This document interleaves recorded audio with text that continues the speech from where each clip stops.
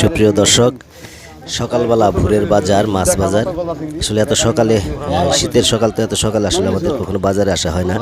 আজকে ভোরবেলায় আসলাম বাজারে, যে দেখি সুন্দর সুন্দর কিছু মাছ পাওয়া যায় কিনা। যে মাছগুলো এইমাত্র কালীগঙ্গা নদী থেকে ধরে নিয়ে আসলো। মাছগুলো 4,000 টাকা দাম চাওয়া হচ্ছে।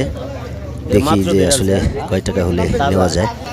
শেষ পর্যন্ত 2500 টাকা দিয়ে এই মাছগুলো নিলাম।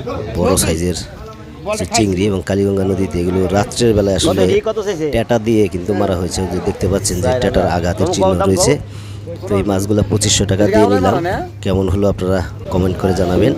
আসলে নদীর মাছ তো এখানে ঠকাজিতার প্রশ্ন নয়। আমার মেয়ে কিন্তু এই মাছগুলো দেখে অত্যন্ত খুশি হয়েছে। শেষ চিংড়ি মাছটা নিয়ে খেলা করতেছে এবং শেষ পর্যন্ত বলতেছে যে হাতে ধরে রাখতে পারতেছি না। যাই আমার মেয়ে খুশি, তো আমি খুশি। টাকা পয়সায় কি আসে যায়। সকলে ভালো থাকবেন। আল্লাহ হাফেজ।